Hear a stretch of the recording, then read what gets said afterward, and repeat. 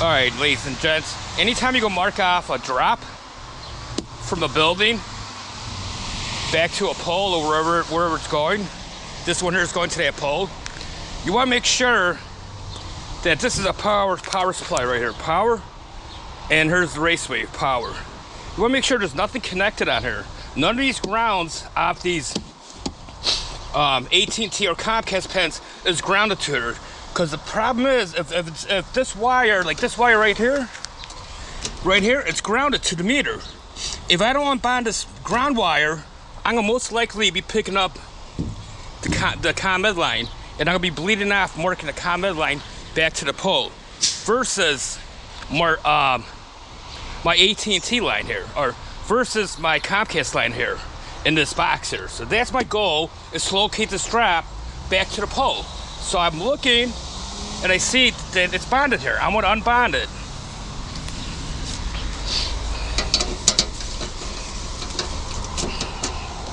So I got this thing unbonded now. Now what a lot of locators will do, they'll connect right here, and that's a no-no.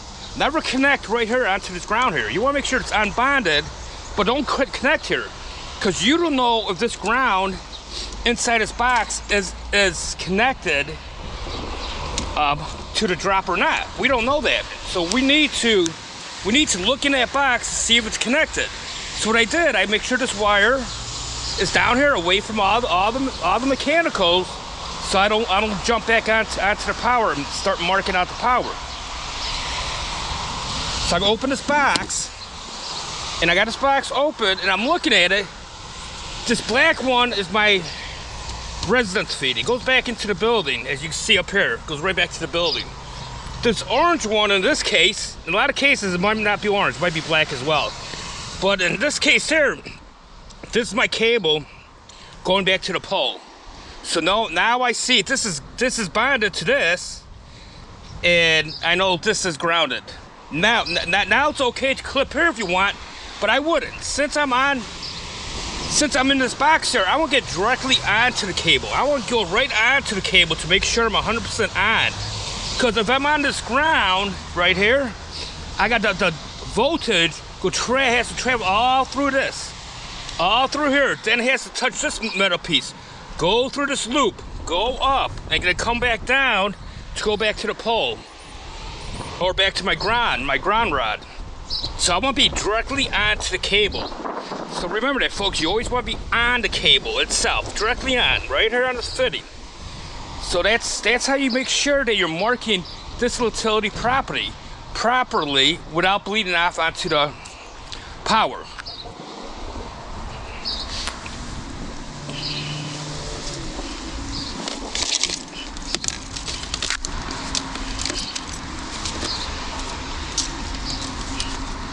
So you say, get my black lead, I'm gonna ground out first. Always ground out first.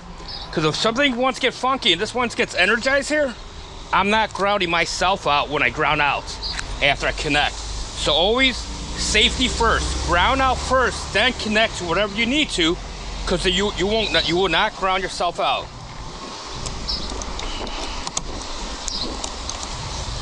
So you can see I'm directly onto this cable here.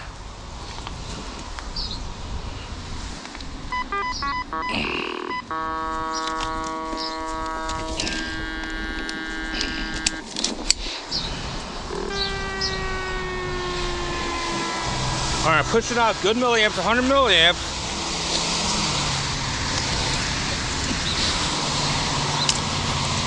Now from this building, I'm gonna stay about 20 feet away.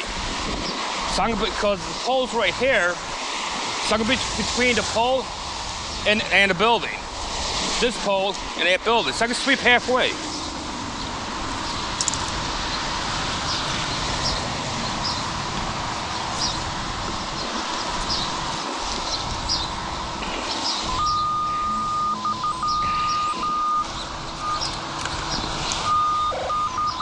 So right here you can see I got a quick sharp zap here, and my alarm's going off indicating it's not even 1 inch down. There's no measurement, it's right underneath the sod. But just because I got that toned, I need to complete my sweep, because I don't know what that is yet until I finish completing my sweep.